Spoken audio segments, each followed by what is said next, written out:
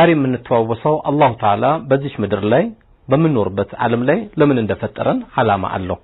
ለዚህም አላህ ተዓላ በቁርአኑ ይላል ወማ خلقቱል ጂነ ወልኢንሰ ኢላ ሊያዕቡዱን የሰው ልጆችም ይሁኑ ጂኒዎች ለሌላ ዓላማ አልፈጠርኳቸውም እኔ ሊገዙኝ እንጂ ይላል በሌላም የቁርአን አያ ጌታችን አላህ ምን ይላል አፈሐሲብቱም አነማ خلقناكم عبثا وانكم الينا لا ترجعون እንደው ብቻ እንደው ልትበሉ ልትጠጡ ልቆናችሁ ልትኖሩ የተፈጠራችሁ ይመስላችኋል እንዴ وانكم الينا لا ترجعون ወደኛስ ማትመለሱ ይመስላችኋል እንዴ ይላል ወደሱ መመለሱ ማንንም የሚቀር የለም ኸይረኛውም ሸረኛውም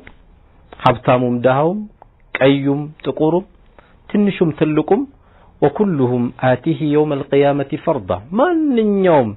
አካል ወደ ጌታ አላህ ጋር የመቅረቡ ነገር የሚያጠራጥር አይደለም ስለዚህ የተፈጠርንበት ዓላማ ከምንም በላይ ማወቅ ያስፈልጋል ሰዎች በገንዘብ ሲወዳደሩ እናያለን በመኪና ሲወዳደሩ እናያለን ቢይዙ ባይከፋም በቤት ሲወዳደሩ እናያለን ቢኖሩበትም ባይከፋም ነገር ግን የተፈጠርንበት ዓላማ ይሄ አይደለም አላህ የፈጠረን ዓላማ እሱን አውቀን እሱን ተገዝተነው እንድንመጣ ነው እንኳን ይሄ ይቀርና ነብዩ አለይሂ ሰላቱ ወሰለም ቡኻሪ ላይ ዘገቡት አሉ በበኒ እስራኤል ጊዜ አንድ ግመል ነበረች አሉ እቺ ግመል በጣም አድርጎ ባለቤቱ ይደበድባታል አሉ ዱላው በጣም ሲበዛባት አላህ እንድትናገር አደረጋት አሉ ምን አለች ግመሏ አንተ ሰውየው ያለችው አላሁ ተዓላ እኮ አንተ እኔ እንድደበድብ አይደለም የፈጠረኝ አለችው እንድሸከምልህ ነው አለችው እንድሸከምልህ እንጂ የፈጠረኝ እንድደበድበኝ አይደለም ብላ አላህ እንድትናገር አደረጋት አሉ ነብዩ አለይሂ ሰላቱ ወሰለም ያለፉን የበኒ እስራኤሎች ታሪኮች ይነግሩን ስለነበር ማለት ነው እንግዲህ ግመሏ የተፈጠረችበት ዓላማ ይሄ ነው እኛ የተፈጠርንበት ደግሞ ዓላማ እሱን ተገዝተን እንድንመጣ ነው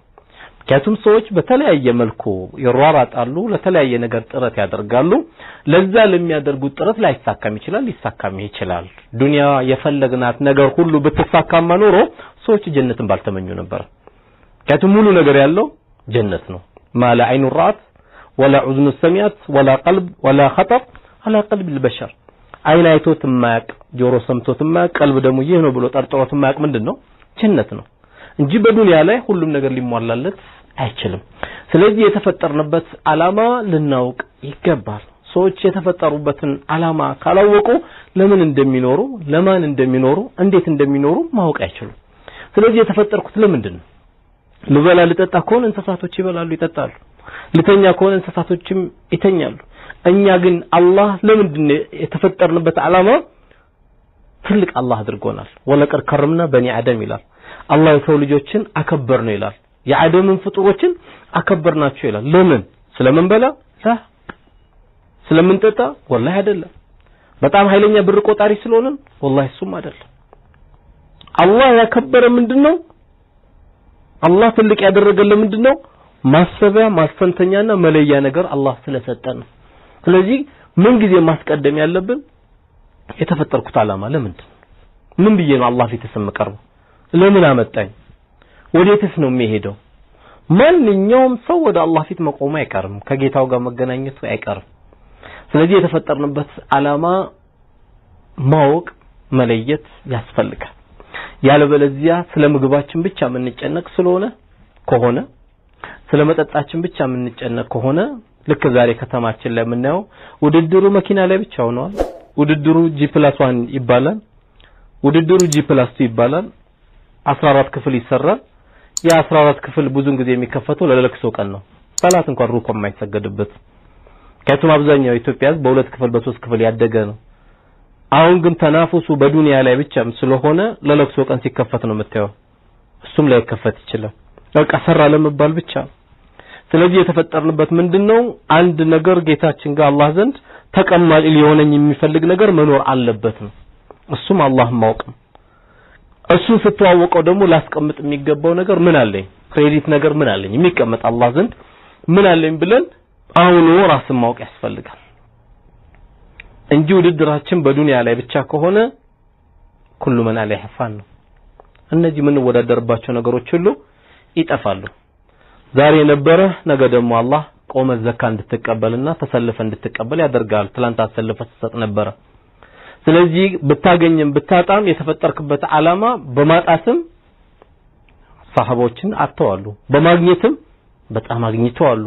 ነገር ግን ሁሉም ነገር ለዲን ያስረከቡት ሁሉም ነገር ለኢስላም ያስረከቡት እኛ ዛሬ ለኸይር ነገር እንኳን ለመስራት በአላህ መንገድ ላይ እንኳን አንድ ነገር ለማድረግ የተፈጠርንበት ዓላማ ስለረሳን ለአላህ ዲን የሚሰጠው ዝርዝር ያረጋን ዝርዝር የለኝም ይላል አንዳንዱ ኸይር ነገር ሲጠይቅ አፉ በሉኝ ዝርዝር የለኝም ይላል አላህ ስንት ድፍን ሰጥቶናል አልኩ ስንት ተቆጥሮ የማያልቅ ድፍኖችን አላህ ተዓላ ሰጥቶናል ያንን ነው መቁጠርና ያንን ነው ሂሳብ መስራት የሚያስፈልገው ያለበለዚያ ተቀማጭ የምንለው ነገር ከሌለ فقد خسر خسرانا مبينا ትልቅ የሆነ ክስረትን ነው የከሰረው ለዚህም አላህ ተዓላ ምን ይለናል በቁርአኑ وابتغي فيما اتاك الله دار الاخره الى الله الله በሰጠህ ነገር የአኺራን አገር ግዛበት ይላል አንተ ያልሰራው ነው እንደም ሚስቴት ታስተካክለዋለሽ ብለ እንዳትጠብቅ አንቺ ያልሰራሽውን ባለ ይሰራል ብለሽ እንዳትጠብቂ إن أحسنتم لأنفسكم መልካም ሰራሽ ለራስሽ ነው መልካም ሰራ ለራስህ ነው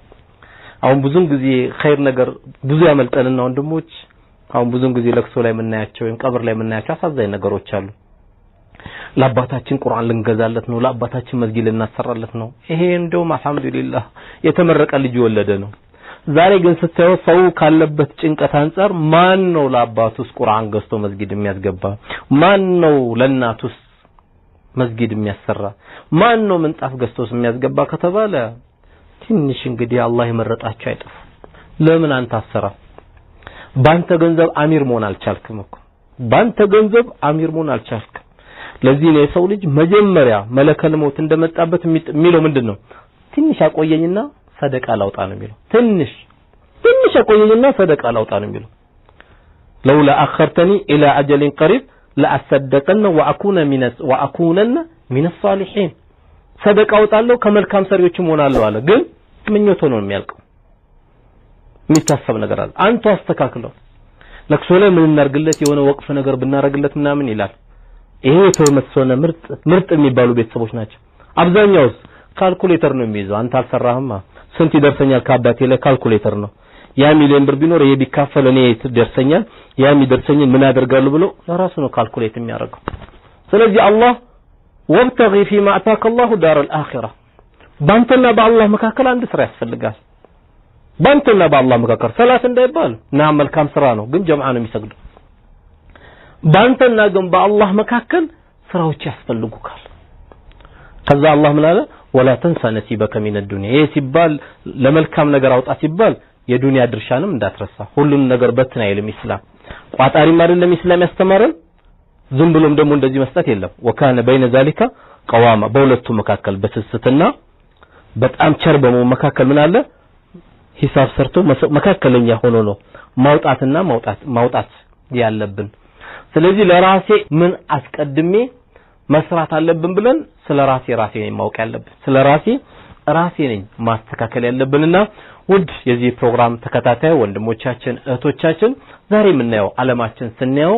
በተለይ ተግባራዊ ስራዎች በጣም የሚፈለጉበት ትልቅ አጋጣሚ ነው ዝም ብለን ብቻ እስላሙ ከፈረብን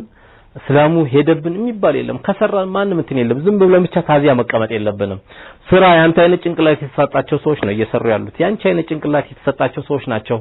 እየከደሙ ያሉትና እኛ ለምዶ ማንሰራው ከማንም ደም የተሻለን አለን ከማንም የተሻለን